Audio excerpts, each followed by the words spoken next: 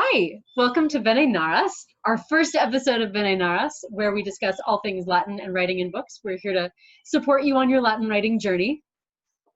I'm Rachel Cutting, and I live on a mountain. I'm Arianne Belzer-Carroll, and I don't live on a mountain, but I am on my porch, and the weather is beautiful, so I'm gonna feel like we're on the same mountain here. Do you want to talk about books? When do I not want to talk about books? Legit. So I want to take a second to ask you what you're reading, because I find for me, one of the most important parts of being a good writer is being a good reader, and paying attention to what you like and what your jam is when you're reading, what makes you feel alive. So what are you reading? Well, I just finished reading Malcolm Gladwell's book, Talking to Strangers, which I liked because it was researchy, and I like research, while still being conversational. So it felt very approachable. So really enjoyed that. What about you? What are you reading today? I just finished Flirt, which is by Kathleen Tesaro. And the language is so juicy and it's so colorful that it makes me feel like I can taste it. I know all the characters, even though it's really sort of written as a caricature. I really recommend it. It was a fun read. Cool. Yeah. So what is our story today? That's a good question. Our story is getting started. Getting started with our web series. And also, where do you start when you start writing? Before we get to that, do you want to tell people who you are? I majored in creative writing in school and also studied classics, and I was hysterically asked all the time what I was going to do, and I didn't have an answer, and now I do. I'm going to write Latin novellas. So I have written Cupido et Psyche, Ira Veneris, Medea et Peregrinus Pulcherrimus, and Domini Secretum. And I have two more that one's almost published, one will probably be published here soonish, that I have written. I do teach Latin to middle school students, and I have a background in developing English language arts assessments, which include a huge focus on readability and leveling different texts. Tell me about you. My name is Arianne Belzer-Carroll. I just finished my 10th year teaching in an untextbook CI high school program. I really haven't done anything professionally as an adult other than teach and now write. I have written 3 books. I wrote Puella Mala and its sequel Lucia Heros, and the Choose Your Own Adventure Fortuna Fortibus Favet with one of my graduates. I have 4 more in the hopper, and some are just about ready for publication, and some of them still need a little bit of love. My particular interest is in historical work, writing about the kinds of characters who tend to get less face time in writing, so that sort of all readers of Latin can see themselves in what they're reading, so that we represent diversity effectively. And you do not live on a mountain. And I don't live on a mountain.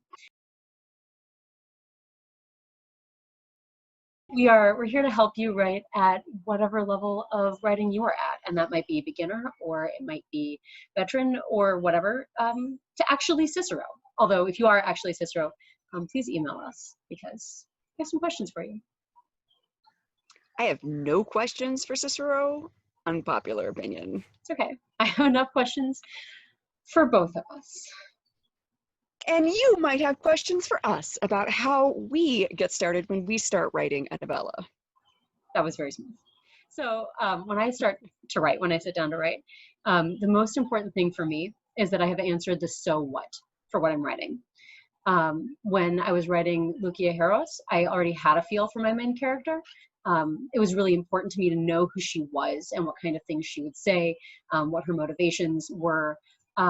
She really wanted to be a hero. I knew that she had a background for getting into trouble.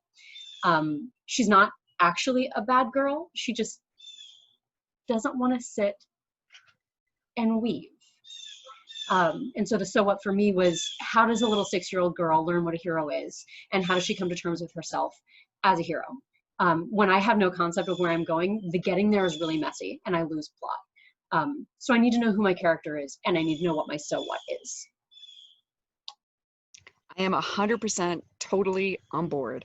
I struggle with a story until I can really see who my character is and what the character wants.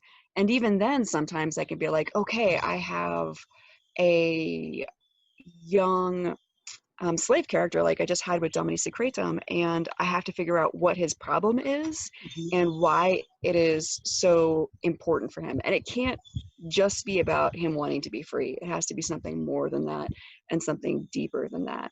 And so once I find out what the motivation and the impetus is, what the problem the character has, and what problem it is that that character needs to solve, right, I can start a story. Because right. without that, I'm just writing filler and details and descriptions. And I really need that why. Why does this story exist? Right. And you can go in with unanswered questions like you did. You weren't quite sure what his problem was yet.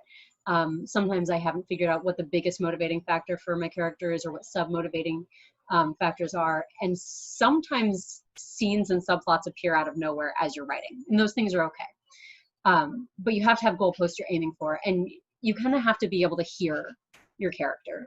If you cannot hear your character's voice, everything ends up being flat. No one will believe your character. So you need to know who they are, and having goalposts that you're aiming for is huge. This is going to be a real short episode because we're just introducing ourselves. But before we wrap up and talk about specifically this more in our next one, can you give an example of one way that you start to answer those questions for yourself? This is, I mean, it's a huge and overwhelming question. And so I imagine there are people sitting there going like, great, now what? I do a lot of brainstorming, like a lot. I can't really go into my story until I have had a ginormous storm on my brain. And I use a yellow legal pad with notes everywhere. Yep. Yeah, but so I do really like yellow legal pads because I can flip back and forth, and I could be like, that doesn't work, and rip out a page, and that's always very satisfying. Yeah, I mean, identifying what helps you organize your brain, I think, is a really important part of the process. I like typing and I like lists because I can move things around. I can delete things fairly easily. I make a lot of lists when I'm brainstorming, just like I pitch ideas at a page. They don't have to be organized. I imagine what scenes are going to look like. I like to have conversations with my characters and specifically imagine the types of phrases or sentences that they would say. And I make those lists. Like I write down phrases and things that they might say so that I can start getting a feel for what kinds of scenes might develop. I very frequently have a concept of a scene that I eventually want to include, almost like entirely develop, like an Athena. And then I work backwards from that place and ask myself, how do I want to get to that scene? I think we should probably wrap up. But I'm really looking forward to addressing this more, the process of brainstorming, and kind of how to do it for Latin teachers specifically in our next episode. Yeah, we'll be talking about writing processes. We'll have some suggestions for how you can get started. I'm a big fan of those storms in the brain and yellow legal pads, but they might not work for you. Storms in brain sounds gross, but that's okay. Maybe the most important takeaway for me from this is however your brain works is okay. And that can work in great stories. Maybe you need a yellow legal pad. Maybe you write down phrases. Maybe you make lists. Maybe you draw maps. I know people who write and they draw whole like plot maps. You need to work with your mindset and not against it. First, name the story that you have. Figure out where you're going. Ask who you're talking to, and go from there.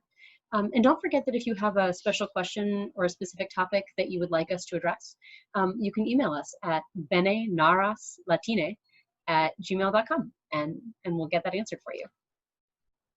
True story. And as you'll find out, Arianne and I write in very different ways, but we both still write and still publish books. So Erasmus wrote Age bonis avibus. Is this scribite bonis avibus? Yeah. Okay. Scribite bonis avibus. Scribite bonis avibus. Facite valiatis. Valiatis.